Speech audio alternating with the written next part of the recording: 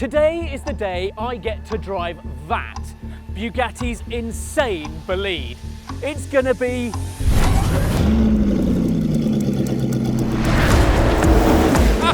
That's outrageous!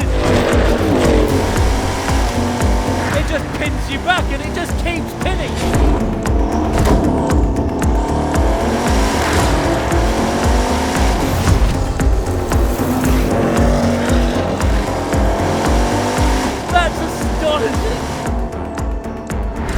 We'll get back to the driving soon, promise. We're at Paul Ricard with Bugatti's monstrous 1600 horsepower track-only hypercar. It's not a race car, but it is treated like one. Mechanics swarm over it. It has an appetite for fuel, tyres, laptops and cooling fans. Later, I'll have a catch-up with Mate Rimac, but first I'm going to get my pre-flight safety checks with Bugatti test pilot and Le Mans winner Andy Wallace. Oh, and if you hang around until the end, you'll get to see Andy take the Bolide on an uninterrupted flat-out lap. Little bit apprehensive about this. Before I even get in, what do I need to know about it? Right, Ollie, I mean, probably the first bit of information I'm going to give you is you're going to have a hurting face when you get out with the smile. But if we go to the practical things, I mean, it's very comfy inside. Really? It's very fast. Yes. Yeah. And you've driven a lot of fast cars. You know how to drive a fast car. I've seen you do it. I think what makes this one particularly different, so you've got 1,600 horsepower, as we know, but you're not limited by traction. Shall I say that slowly? It's nuts. You know, so even first gear, you can nail it, and no wheel spin. And no wheel spin. Obviously, when it's cold, tyres cold, it'll wriggle a bit. But once it's warmed up and everything's there, you come out of the slow corners and you just peg it. This is the most dangerous thing you can say to me is, you nail it in first gear off your trot. And then, even a short straight, I believe this is only 600 metres, this front straight, but you're going to be way over 300 k's at the end of it, with a stop corner coming onto this straight. So it's incredible. So the grip, the traction and the acceleration is something really out of this world. Yeah. Braking, as you'll notice as well when you're out there, it's going to be pretty impressive. And when you see how big the caliper is and how stuffed the wheel is full of brake and caliper, it's quite impressive. But when you hump on it at the other end, press with all your strength, and if you can, trigger the ABS, and it will stand itself on its nose almost. So you'll have fun with that. Great. And then it's got quite a lot of downforce too, 2,900 kilos at 380 k's. So in the high-speed corners, you can really feel it helping you. Yeah, it's pretty impressive. Right. Can I have a go in then? See if I fit. Absolutely. Right. Oh wow, wow. This is snug, isn't it? I'm surprised how small it is. Your hand's quite close to the A-pillar here, isn't it? Yeah, although when you're driving, you don't notice that at all. Yeah. It's interesting. So the seat itself is completely fixed. Right. And the pedals with that button there, the whole pedal box comes towards you, and it's a really substantial, solid pedal box. It is, isn't it? And then this lovely little steering wheel. Yeah, and then that for reach and rake. And is there a release down? There's a release just there. under there, and it's got a huge adjustable section. Yeah. And obviously the dash stays on top there. Yeah. That's nice actually, because I can see clean over the top of it and get down angle onto the road quite nicely. But very high at the sides though, isn't it? It is, and that does, the left-hand apexes are sometimes a little bit tricky to see on slow corners. So you've got 3 screens here, just arrayed across. And they've got just digital display. You've got pro displays basically of colour tones, and if it goes red, be concerned. Yeah, so everything's alarmed to warn you if there's anything wrong, but there's quite interesting information you can have, and the 2 side screens scroll on these scroll wheels. Okay. And they've got 3 or 4 different pages that you can go to. Yeah. The centre like one. That. It's almost, they're quite close to your thumbs. I mean, everything's a thumb press away, isn't it? Yeah. And what I like to do on the right-hand gauge, if you can put the tyre pressure and tyre temperature up all the time, and it's in small numbers, but they're very easy to see, and then all of the disc information, brake disc temperature, right, and things, and it's all on one page, and you can just glance at it at any point. Right. Because brake temperatures, you need to be 450 degrees upwards for. They probably work from 250, 300 upwards. So probably 250 they'll start to work. But when you first go out the pits and they're ambient temperature, you've got a very, very solid, very wooden pedal with no. It doesn't do anything. No. I mean, after all, they are proper carbon brakes. Yeah. But on the track, of course, as soon as you've done 3 or 4 corners, jumped on the brakes a couple of times, you'll have enough heat, and then it's fine. Cool. And and don't be afraid to press really hard. I mean, it's much which push than you can imagine. Yeah.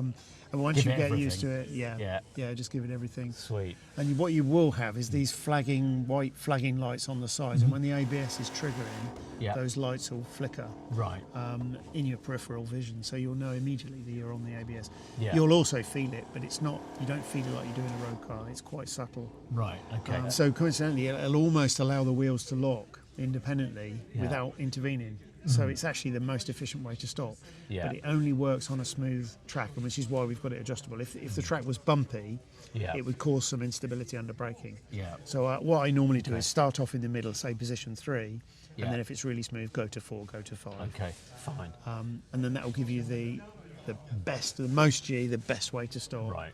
Exactly. And that's the launch control, is it? So the launch control, and so with the Chiron you would have the sequential turbocharging. So it's easy to build boost on launch control. So you have to leave your foot on the brake, obviously, and on the throttle, and leave it for a bit longer to get let the it boost. spool up properly. Yeah, and then when it's fully spooled, just jump off the brake pedal, keep it flat, and it will disappear off. Mind you, because on on every racetrack I've ever been to, there's a speed limit in the pit lane. Yeah, it's not quite so useful. Cool. Okay. Yeah. I love these air vent things. They're great. They are. And these are fantastic. They really just are. And they do stay where they're put, even with all the G-force that's going on. Yeah, they do. And they work really well. Yeah. And then go on. So I was going to say the other one. So where you've got the ABS, you've also got 5 positions of traction control, stroke stability control. Yeah.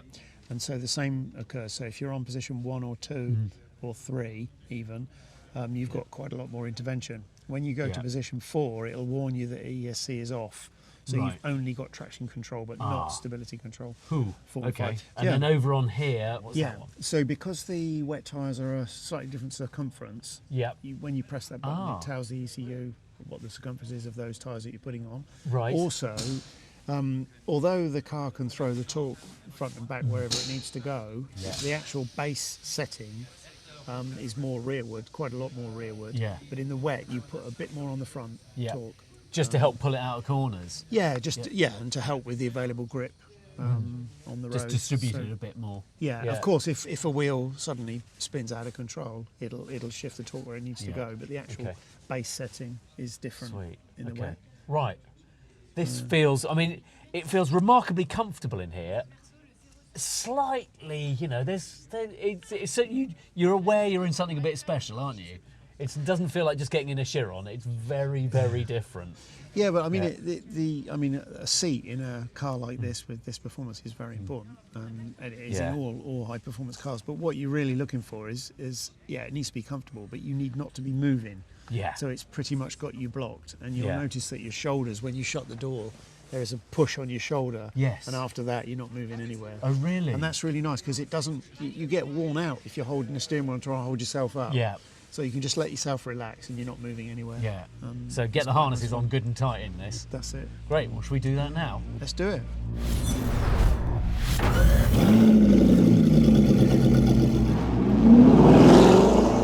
Andy's instruction was to floor it in first gear with the 40-mile-an-hour pit speed limiter on, and then when I exited, click it off and hold on tight.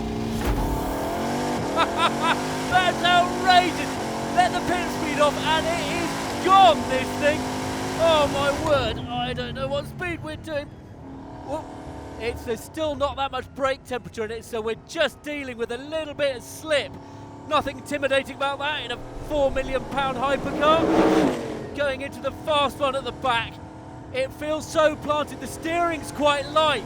You don't get so much sense of it like that. the brakes are outrageous, and you don't have that much steering feel. It's entirely normal. The tyre pressures, they're running quite high because the damn thing develops so much downforce that there's so much pressure put down into the tyres. Just nail it out of there and just let it go. Oh my, it is absolutely relentless. The power delivery is so smooth. The gap changes just happen immediately, and wow, and then you've got to remember to downshift. That is just eating the whole main straight in about 2 sentences. And this will just go over to third. Wow, the acceleration, I can get used to it because it's a bit like I felt in the Koenigsegg once that had got grip, but of course at this, it gets 4-wheel drive, it gets grip everywhere all the time. No issues there whatsoever. It's just through these long corners, it's just a little bit, it moves, it actually moves around. The evenness of the 4-wheel drive is hilarious. It's so good like that. And then you just nail it down the straight. Right, second, third, fourth, fifth. I don't know what the speed's doing. I can't see a readout for it anywhere. There it is. It's up over 300 kilometers an hour, and you just hit the brakes as hard as you can. Oh, it feels now the tyres are starting to get some proper heat into them, and so are the brakes. It feels absolutely mighty now. So the disc temperatures are up over 120% there, 700-800 degrees. The rears are at 500-600. Just going to keep turning it here and see how it grips. And then you just bury it down the straight. Oh, this is absolutely hilarious. It just pins you back and it just keeps pinning. It lets up not at all. And the brakes, oh my God, I've actually braked too early this time.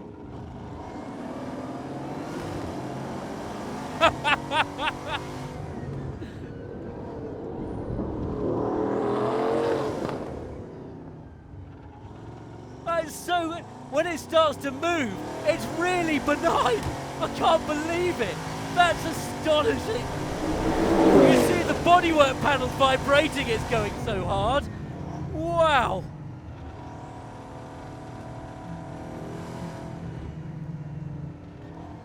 Andy's had to tell me to back off a bit because I'd entirely forgot about doing a cool down lap. You just get sucked into it, you get carried away. And I'm probably going to get very effusive now because, wow, I mean the visibility out, it's not great.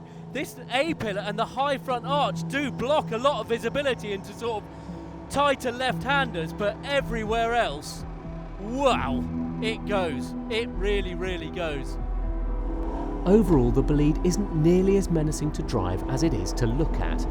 Its low-speed traction, high-speed stability, overall grip and those astonishing carbon brakes mean it can cope with everything the 1600 horsepower motor can throw at it. It's very harmonious, smooth and approachable to drive. I felt safe pushing hard almost immediately. Maybe it could be more unhinged, but this way it gives you the bandwidth to fully enjoy the star of the show.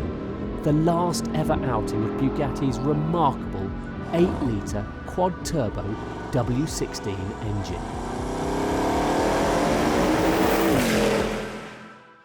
Right, I've just got out of the car. I'm hoarse and can barely speak. What's it like? What do you think? You must have driven it. Yeah, I'm a little bit jealous because you've driven it actually before me. I'll drive it for the first time tomorrow. The first time? Yeah. I can't believe that a man with your reputation hasn't driven it yet. Well, I'm, always super detailed about testing and driving cars, about every detail, and everyone knows when I drive one of our cars, I come back with a long list of things that I want improved or changed. Yeah. With this car, it's just so outside of my level of competence. It's a race car, a track car. I can't come anywhere near what this car can do. But someone like Andy and our professional race drivers, they are the right people to give feedback on such a car. Yeah. And so you've been in the passenger seat. Yeah. What did you think? How did you think it compared to a... Sorry, that's it, just going past outside. How did it compare to a Chiron for you? I mean, just the G-forces that you can generate with this car, it's like far beyond any kind of road car that you can anywhere experience. Plus, I think what's really special about it is the combination of usability, like you have ESP, ABS, all-wheel drive in a race car that generates tons of downforce. Yeah. And did you, from the start, you wanted it to have traction and ABS, you just thought it'll make it more manageable for the customers? Yeah, I think two things that are really special about this car. I mean, of course, the W16, but that's a given. But on one side, it's a car with incredible performance for the track, but it's also for people who don't have so much track experience. So they can feel safe approaching the limit. Like it won't kill you, Has four-wheel drive, ABS, ESP, you can adjust all of it. It's safe to use. And someone who doesn't have so much experience can go really fast without feeling intimidated. And the other thing about it is also, what was actually the hardest thing for this project is to make it a Bugatti in terms of details and quality. Like one of our partners in this project was Dallara, and they are amazing at building race cars. And if you look at race cars, there are these fascinating things, but it's not a Bugatti. Like usually carbon fiber for these kind of cars is very different from road cars. Like it has less layers, it's VV and so on. And when we did this thing, a race car with the performance of a race car and the level of quality that we as Bugatti expect and our customers expect, that was difficult. Yeah. And is that why the weight's gone up a bit? Because I know initially when you first announced it was going to be 1,250 kilos. It's gone to 1,450 and probably more than that now. Is that what's caused that? Just that focus on getting the quality is good? Well, I think it's physics in the end, because when it was initially shown as a concept, it was just an idea. Nobody really did any... I thought it was a Vision Gran Turismo car when you first announced it. Yeah, it was kind of like that. I think the designers went a bit crazy at that time and did some crazy project that they thought would never happen. Then we actually made it happen. So of course, between that and making it reality, there's a long way. Yeah, you could have pulled the plug on this and gone, that's a silly idea, but you decided not to because it's not a silly idea. No, it wasn't a silly idea at all. It's amazing. And Bugatti didn't produce a race car for a long, long time, for decades. So I think this is exactly what the Bugatti race car should be. Like, this crazy, raw, bonkers thing with the W16 smashed into a very small, car around it. So basically what we did was take a Chiron Supersport, strip out everything outside of the powertrain and just squeeze everything else, then, wrap it around it as tight as you could. Yeah, exactly. So because it's not a big package, is it? And there's a lot of space, a lot of air gaps and things where you've still got to get an enormous amount of air in and through and out of it, haven't you? Yeah, exactly. Like one of the things, we have this special 3D printed intercooler. So on the W16, you have an intercooler on top of the engine, and it just takes up a lot of space. And we found a specialized company 3D printing the core of the intercooler, and just because they could 3D print that and make it small enough, we could even build the car because we just had to shrink wrap everything. Wow. So there's interesting things in this car. Like for example, go on, tell me. I love it. So the combination between power and weight makes this generate more energy that the brakes have to dissipate than any other racing car in the world, as far as I understand. More than Formula One, more than LMP. So this is the first race car with a 3 mounting point per caliper brake design. And then also, for example, it's a proper Formula One style or LMP style suspension, with torsion bars instead of springs. Yeah. So it's proper race car stuff. It's not like some race body on top of a street car. It's the other way around. Last question then. How would you spec yours? Because what we're looking at here is a black customer car. How would you have yours? So for me, I think because it's a race car, absolutely visible carbon. And then, an homage to the Type 35, the most successful race car in history, the Type 35 from over 100 years ago. We actually did a homage like that we showed at Pebble Beach last year. That will be my spec. Oh, really? Yeah. Excellent. Mate, thank you so much. Thank you. That was great. I really enjoyed that. Now, as promised, here's that uninterrupted lap